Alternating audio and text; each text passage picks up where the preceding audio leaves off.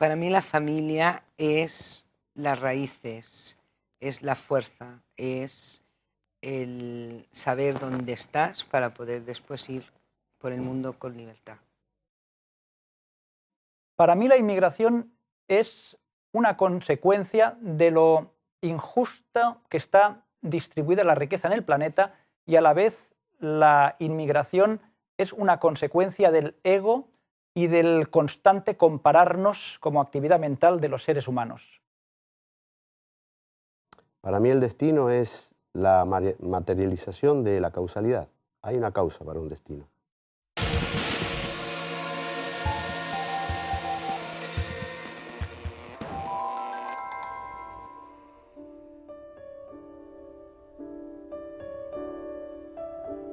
El cine, también llamado séptimo arte, nos entretiene, distrae y divierte, pero en una película hay mucho más. Desde mensajes subliminales hasta otros que son abiertamente formativos o inductores. ¿Es el cine una herramienta para aprender o para manipular? ¿De verdad algunas películas tienen claves ocultas y simbólicas? ¿Existe el cine espiritual? Para abordar estas cuestiones nos acompaña esta noche el experto en cine y sacerdote de la Iglesia Católica, el padre Pello Sánchez Rodríguez.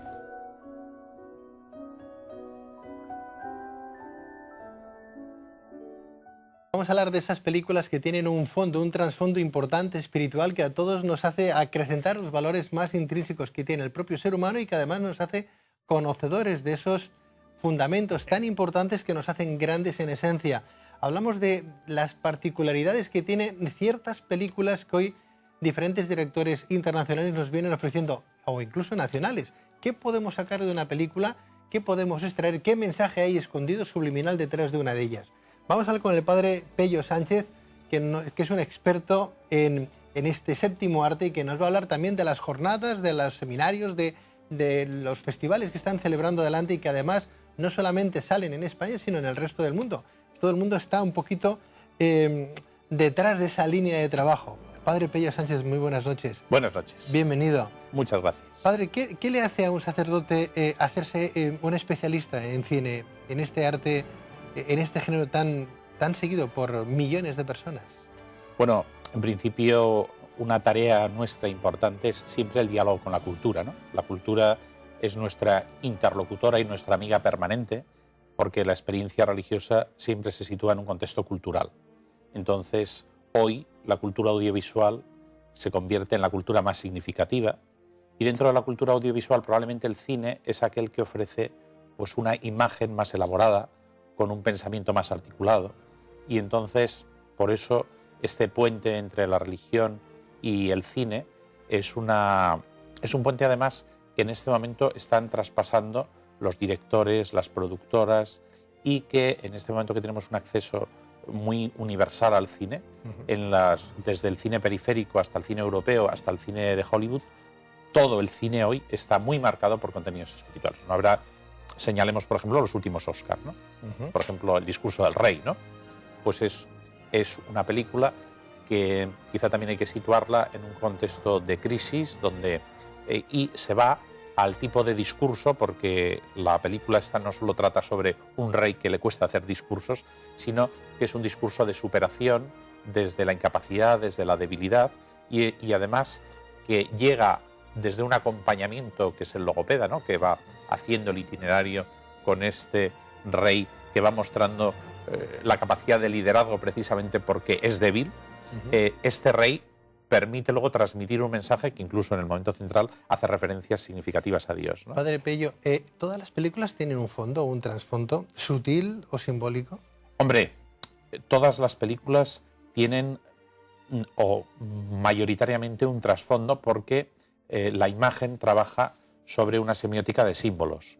Lo que pasa es que el fondo puede ser más o menos significativo, más o menos profundo, pero nunca lo que ve un anuncio de televisión, pues es evidente que tiene muchos elementos simbólicos que están detrás de lo que está narrando el anuncio. Entonces, cualquier forma audiovisual tiene detrás unas claves simbólicas. Lo que pasa es que luego la profundidad de esas claves simbólicas o las trampas que esas claves simbólicas pueden presentarnos o las manipulaciones que esas claves simbólicas nos presentan, pues son variadas, ¿no? Está claro que tiene que ver mucho el director que crea esta película, ¿verdad? Cómo piensa su momento sociopolítico, espiritual, que él esté viviendo también en ese momento para trasladarlo a la gran pantalla. No obstante, hay que ser una persona muy avispada para poder extraer ese simbolismo de las películas. Hombre, hoy el espectador consumista ve imágenes y no reflexiona sobre ellas. Pero a nada que el espectador reflexione, por ejemplo, un espectador que le gusta Clint Eastwood va a ver las películas de Clint Eastwood porque este director le gusta. Y si ya recoge su itinerario, pues va reconstruyendo que ese director tiene un estilo y unos temas que son propios de él. Pero a la vez vas viendo, así por ejemplo, Clint Eastwood es... él como creyente pertenece al mundo protestante, es un hombre muy interesante porque siempre se ha preocupado por estas cuestiones en un tono muy pesimista en películas como Sin Perdón, como $1 Million Baby, donde las grandes encrucijadas siempre son tan dramáticas que llevan un cierto pesimismo. Pero de repente, y esto suele ocurrir en directores cuando se van haciendo mayores, ¿no?, que llegan a un tramo final de la vida, empieza una trilogía sobre la esperanza Clint Eastwood que se hace muy interesante, que comienza con El intercambio, que es un homenaje a una madre coraje en Esperanza y que termina además saludándose la Esperanza cuando ella cruza la plaza y el policía que ha estado siguiendo el rastro de su lucha pues le saluda, ¿no? Después ya hemos tenido Gran Torino, que es una obra maestra y que es un homenaje a la esperanza significativamente cristiana además, con una muerte crística. Y después hemos tenido Invictus, que es un homenaje a la libertad desde el fundamento espiritual en el caso de Mandela, ¿no? Padre Pello, hablemos de esas películas con ese fondo importante, en este caso religioso, ¿verdad?, con su moralidad y su ética. No sé, por ejemplo, una película Cartas a Dios. Hablemos un poquito, ¿qué mensaje de esperanza, por ejemplo, o qué mensaje quiere mandar esa película? Cartas a Dios la tendremos en las pantallas a partir del día 15 de abril. Es una película que en francés es Oscar y Mamie Rose. Es de Éric Emmanuel Smith. Éric Emmanuel Smith es un personaje dramaturgo francés muy curioso porque él tuvo una experiencia espiritual en el desierto y se sintió invitado a profundizar en todos estos temas. Entonces, los espectadores habrán visto El Señor Ibrahim y las flores del Corán, y es una película basada en un libro de él, pero también habrán visto Odette, una historia sobre la felicidad, y ahora aparece Cartas a Dios. Se trata de un niño con una enfermedad terminal que le acude a visitar una voluntaria, y esta voluntaria, que va a hacer de acompañante, le pide que escriba cartas a Dios. El niño no es creyente, porque nunca se ha tropezado con el tema de Dios, y va escribiendo una serie de cartas a Dios que van siguiendo el proceso de su cambio, porque además hace con esta acompañante hace un pacto, y es que cada día de tu vida serán 100 a 10 años. Cada día de los 10 que te quedan serán 10 años de tu vida. Entonces él va a concentrar un itinerario espiritual en las cartas que va a escribir cada día, ¿no? Es una película entrañable, con un sentido del humor, con un libro imprescindible detrás. Entonces es de aquel cine que te permite plantear las cuestiones básicas de la vida, cómo enfrentar la muerte de un niño, y la muerte de un niño inocente pues es siempre un tema dramático central que nos sitúa ante las cuestiones fundamentales de la vida. Ojalá todas las películas que viéramos ahora en la gran pantalla, ¿verdad, Padre Pello?, pudieran tener ese fondo, ¿no?, humano, espiritual. Ya no hablamos desde el punto de vista del marketing, que hay que tenerlo presente, ¿verdad?, porque si no, ¿cómo vamos a hacer películas, no? Pero sí cargado de esa emoción, esa emotividad, que lo que hace es que el ser humano vaya reconociendo que tiene muchas aptitudes, que tiene mucho tema positivo para ofrecer y que a veces no somos conscientes, sí, ¿no? Qué lástima, aquí hay una ¿no? cuestión de la elección del espectador. El hecho, por ejemplo, que hayamos tenido el boom Torrente 4 con el estreno de una película que como comedia puede ser pues significativa, pero realmente el espectador de cine se merece cosas mejores y además se merece elegir un cine que para él pueda significar una experiencia de ser mejor persona y de crecer y de plantearse cuestiones básicas. Pero el tema es cómo elegimos la cultura, cómo elegimos el cine que vemos. No quiere decir que un día te puede venir bien ver esta película, pero a lo mejor el que el tono del cine que hoy se logra vender sea este, se plantea una cuestión preocupante, y es a lo mejor la búsqueda espiritual de las personas la arrinconamos, aunque luego necesariamente no sale, y estamos en una situación de crisis de civilización con el enfrentamiento de la crisis nuclear, que nos coloca, ¿verdad?, pues precisamente ante interrogantes profundos. ¿Dónde vamos? ¿Qué hacemos? ¿Qué pretendemos? ¿Cuáles son las bases de nuestra civilización? Y no estamos preparados para afrontar este tipo de preguntas. Hablemos de otras películas, Padre Pello. Hablemos de Terés, por ejemplo, ¿no? Una película importante, o bien de Santa Teresita de Lisieux, para conocer mejor esa historia sagrada. Por ejemplo, Terés, ¿qué me diría usted de Terés? Pues es una cosa interesante porque es una película que fue premiada en el Festival de Cannes hace 25 años y que no se había estrenado aquí. Lo que pasa es que ahora, en la medida en que también estamos moviendo el público al cine espiritual, el hecho, por ejemplo, que en nuestro festival de cine tengamos 130.000 jóvenes que han pasado por sala, esto significa que las distribuidoras ya se dan cuenta que este tipo de cine tiene un público. Y entonces hemos conseguido traer Teresa de Lisieux, 25 años después. Una película que cuando se presentó en el Festival de Cannes, la gente se levantó y estuvo un cuarto de hora aplaudiendo, ¿no? Además de un director agnóstico que se enfrenta a la figura de Teresa de Lisieux para construir con unas características formales un tanto especiales una serie de cuadros que reconstruyen su vida, ¿no? Y que nos ofrece pues, una película muy interesante. Y, pues, de hecho, sorprendentemente, pues, ha sido un éxito, siempre relativo porque no hablamos de los grandes números, en las salas, ¿no? En estos festivales que usted está creando, Padre Pello, no solamente se están dando aquí en España, sino también ahora son de repercusión casi internacional. ¿Qué se pretende? ¿Qué se está logrando? ¿Hacia dónde van? O sea, lo que pretendemos esencialmente es, de la producción anual, rescatar aquellos títulos que desde la perspectiva espiritual, desde el diálogo interreligioso y también desde la perspectiva cristiana, tienen especial significación. Entonces, porque hoy también el público necesita que se le oriente en la elección, entonces nosotros lo que pretendemos es señalar aquel tipo de películas que, porque desde distintas religiones o desde profundizaciones en las cuestiones espirituales más profundas sobre el sentido de la libertad, la conciencia, el tipo de amor a la que persona se enfrenta, la disposición hacia la trascendencia, desde estos grandes temas, pues siempre hay tanto películas del sector comercial como del cine de autor, como películas perdidas, que puede ser lo mismo una película iraní que un documental interesante, pues estas lo rescatamos y decimos, señalamos y decimos, estas películas son interesantes y además las rescatamos a nivel mundial. Padre Pello, ya para finalizar, ¿dónde podemos dirigirnos para este festival, para acercarnos? Bueno, toda la información está en una página web, www.semanacinaespiritual.org, y ahí está todo el tipo de información de estos festivales. Pues Padre Pello Sánchez, mil gracias por estar en Tierra de Sueños. Sigan ustedes adelante con este magnífico trabajo. Iremos viendo esas películas que ustedes de alguna manera nos están clasificando, que nos potencian nuestros adentros y nos hacen más humanos. Mil gracias. Muchas gracias a vosotros. Gracias, Padre.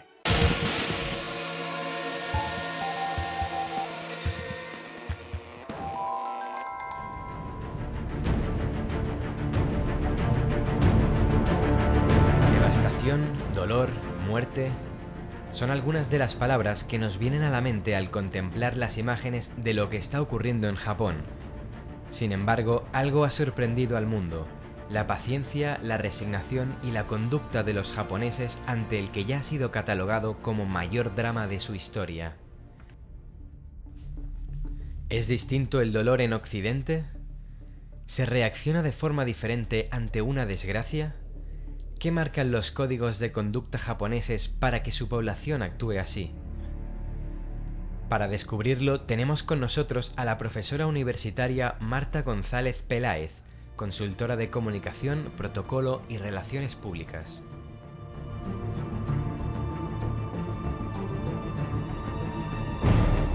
Imágenes escalofriantes, aterradoras las que acabamos de ver, ¿verdad? Y las que seguiremos viendo durante todas estas semanas, porque hay que seguir recordando además que un pueblo está sufriendo y ha sufrido mucho con el terremoto, con el tsunami, con lo que puede llegar a venir todavía, ¿verdad? Miles de muertos, miles desaparecidos, pero las emociones, el pueblo de Oriente es diferente a nosotros en relación a esa particularidad. Las emociones son distintos, lo viven de diferente manera, de forma más introspectiva. Damos la bienvenida a nuestra siguiente invitada, Marta González. Es una experta además en protocolo y nos hablará de cómo lo viven ellos. Marta, muy buenas noches. Buenas noches, Pedro. Bienvenida. Muchas gracias, bien hallado. Gracias. ¿Son distintos en Oriente o viven las emociones de forma muy particular? Bueno, tienen una cultura distinta a la nuestra, totalmente distinta. Entonces, ya ellos, el respeto hacia los demás es algo que nosotros no lo tenemos, desgraciadamente. Entonces, por respeto a los demás y como todo lo hacen en comunidad, porque ellos pertenecen a una comunidad, a un grupo, a una comunidad y a una familia. Con lo cual, el respeto a los demás está por encima de todo. Aquí somos mucho más individualistas. Es curioso porque los veíamos en las colas, ¿no? Para recoger mantas en los supermercados, ¿no? Les decían, tiene usted que coger solamente 2 huevos. Cogían 2 huevos, no se llevaban 4, aunque tuvieran más niños en la familia, ¿no? Muy respetuosos, manteniendo las colas, las formas. En España, por ejemplo, en Europa, sería diferente, sería como un atropello. ¿Qué es lo que les hace tan diferentes a nosotros? Bueno, el respeto, el no mentir. Si ellos les dicen que hay que coger 2 huevos es porque hay más gente. Aquí, si en una situación igual, ¿tú te imaginas en una cola que alguien te dice, coja usted solamente 2 huevos? Tú dirías, sí, hombre, los que vengan detrás, que hayan venido antes. Eso es la primera. Claro. Y después dirías, si 2 huevos, ¿por qué? Si hay más, ¿por qué no voy a coger más? No, es que son para los demás. No, este me está engañando. Este lo que quiere es que yo me vaya y dárselos a alguien conocido, porque como tenemos ese punto de la pillería y la mentira, porque somos una cultura que miente, pues claro, no nos fiamos. Ellos se fían de lo que les dicen, porque saben que la mentira no entra dentro de su cultura, por respeto precisamente. Marta, ¿existe algún tipo de protocolo de buenas maneras ante una emergencia? Hombre, ante una emergencia hay que hacer muchos simulacros en las escuelas y desde muy chiquititos educar a los niños en esa posible catástrofe. No ponérselo como una cosa que va a pasar y que nos vamos a morir todos, pero sí que se vayan acostumbrando a que eso puede suceder, o sea, acostumbrando, adaptando, educando a que eso puede suceder un día. Ellos además viven en una zona donde los terremotos es algo bastante cotidiano, para nosotros sería mucho más atípico y mucho más difícil que pasara, ¿no? Pero ellos de esta magnitud, la verdad que no, porque en realidad lo peor ha sido el tsunami, ¿no? El terremoto, las ciudades, salvo las del agua, las que se ha llevado el agua, han resistido el temblor. El problema ha sido el tsunami. Con lo cual, aquí no estamos acostumbrados, no estamos educados, allí están educados. Hacen 2 veces al año en las escuelas un simulacro si pasa una catástrofe de este tipo, si sucede una situación como esta, qué es lo que hay que hacer. Entonces, se lo toman con calma, porque el pánico no llega más que a hacer que puedas tú llegar, sí, pero te lleves por delante a personas, porque el pánico a veces es cuando la gente muere más en el pánico que en el accidente en sí. Hay una gran máxima que yo creo que siguen también, porque incluso lo vemos en televisión, decían, bueno, si no podemos hacer nada, ¿por qué nos tenemos que preocupar? No, no podemos hacer nada por los muertos, ¿por qué tenemos que preocuparnos? ¿no? Hay una máxima que dice, si un problema tiene solución, ¿por qué te preocupas? Y si no lo tiene, ¿por qué te preocupas? ¿no? Sí. Con lo cual, ese camino del medio está muy bien. No obstante, la forma de interiorizar ellos sus sentimientos es muy particular, ¿no? Es muy suyo, ¿no? No lo exteriorizan. No, ellos no exteriorizan sus emociones. Eso es por una cuestión de cultura y de filosofía. Su cultura se basa en Confucio, principalmente. Entonces es un poco primero el respeto, el amor a los demás, el hacer las cosas bien, el equilibrio. Entonces ellos, como están tan acostumbrados a que tienen que respetar a los demás y siempre los demás, ante todo la colectividad que uno mismo, pues por eso hacen las colas, guardan las colas. En las colas, cuando se saludan, se hacen la reverencia. Incluso cuando pasan por delante de una bandera, también la hacen. Claro, es que la bandera es un símbolo mucho más importante de lo que se le da importancia aquí en nuestro país. La bandera representa el país. Entonces ellos pasan por delante, es como si pasaran por delante de su país. Entonces, como es algo un valor muy importante, le hacen la reverencia. Entonces, tienen la bandera como si fuera algo especial. La bandera, ya aprovecho para decir que la bandera no es para ponerla como un trapo ni como un mantel. La bandera se tiene que poner en un sitio y respetarla. Si es que queremos la bandera, si no, es otra cosa. Lo que pasa es que aquí se utiliza para muchas cosas.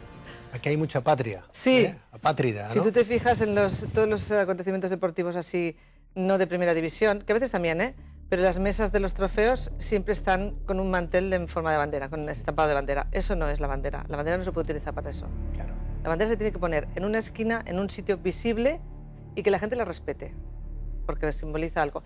o de capa como otros se ponen para celebrar también las victorias deportivas. Esto en Japón...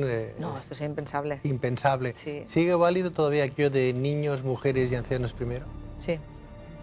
Sí, ¿Cuánto sí. tenemos que aprender de esa Sí. cultura, verdad, Sí, Marta? porque ellos respetan, desde los niños, los mayores, la jerarquía es muy importante. Si tú estás con una persona que tiene un rango superior a ti en una empresa, tú no puedes hablar hasta que no ha hablado él. Después de hablar él, si él te da la palabra, tú hablas. Si no, te aguantas. Aquí la gente intenta siempre meter baza, porque así es, que sepan que yo sé, que sepan que yo estoy aquí. ¿Y cómo llevan el tema de la honestidad, verdad? Hace unas semanas un ministro fue acusado de posible, porque no hubo ni tan siquiera juicio, posible soborno de 400 euros. Atención, 400 euros nada más, ¿no? Un soborno de 400 euros. Y el hombre dimitió del cargo. Eso no le pasa al político español. No, es que el honor está por encima de todo. Y la humildad de reconocer que ha metido la pata o que posiblemente ha metido la pata, ante todo es humilde. Luego se demostrará si sí o si no, pero la humildad está ahí. Y el gesto de la reverencia o bajar la cabeza delante de las otras personas, aunque sean del mismo rango o inferior, es por una cuestión de humildad. Tremendo, impensable en estas latitudes. Qué lástima. Sí. Marta, qué lástima. E incluso el amor por su patria, por su bandera, por sus gentes, la han obligado a convertirse en kamikazes. Ellos, yo creo que hasta crearon ese término, ¿verdad? Sí. Es más, lo estamos viendo ahora con el tema de la central nuclear. Hay más de 180 ingenieros, físicos nucleares, mecánicos que están ahí sabiendo que eso va a tener repercusiones en un futuro próximo para ellos y están ahí luchando, intentando apagar esos reactores para que no lleguen a esa fusión, ¿verdad? Claro, pero volvemos al respeto hacia la comunidad. Lo hacen por una población, un número de población muy alto. Porque para ellos dirían, nosotros porque tenemos unos físicos, ¿tú crees que un físico, un ingeniero o una persona de un nivel así aquí estarían allí intentando solventar la situación o aminorar la situación? Y bueno, y el conductor de los helicópteros que está hoy, me parece que hoy están enfriando con helicópteros el incendio, la explosión esta de la nuclear, la 3, me parece que es la más peligrosa. Eso es. Entonces, sería bastante improbable. Yo no me lo imagino, ¿eh? Creo que sería algo utópico. El protocolo de los japoneses, de los nipones, tanto que es curioso que aprendemos de las desgracias, ¿no? No podemos aprender de las cosas buenas en un momento determinado, sino aprendemos siempre de las cosas que son funestas, las que nos enseñan lo frágiles y lo débiles que somos, ¿no? Sin embargo, hay pueblos que se saben sobrecoger a esos atropellos y salir de las adversidades como nadie, ¿no? Marta González, experta en protocolo, mil gracias por estar en Tierra de Sueños. El emperador ha decidido, aparte de salir a Sí. la televisión, que es una cosa insólita Sí. e inédita, ha decidido hacer un luto y se cree que de por vida no va a volver a viajar fuera de Japón para solidarizarse con el pueblo. Es un gesto que aquí no entenderíamos, porque aquí lo que entenderíamos es que viniera a vernos, o sea, estuviera en el lugar del desastre, ¿no? Y en cambio ellos además apagan la luz y están los dos, tanto la emperadora como la emperatriz, perdón, como el emperador, en el palacio, recogidos a oscuras y guardando un luto que aquí no entendemos. No obstante, fíjate ahora que has dicho eso, en todos los medios de comunicación se habla del desastre con datos de muertos, le buscamos un poco la parte más oscura, más siniestra, ¿no?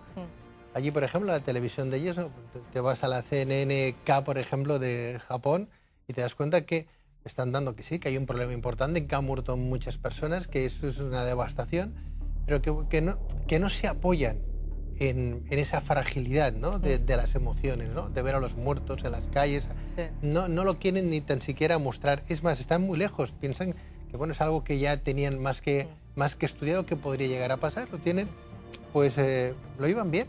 Claro, es lo que te decía, que ya están preparados porque cada año ellos hacen un simulacro. Y además ayer salía una mamá en la televisión que estaba llevando a sus niños al colegio. Y entonces dice, pero usted no está preocupada. Dice, estoy muy preocupada, pero no quiero que mis hijos me vean preocupada porque ellos no tienen derecho a verme así porque sufrirían. Fíjate. Marta González, mil gracias por hablarnos de este Gracias. protocolo. Gracias. Muchas gracias. Gracias, muy buenas noches.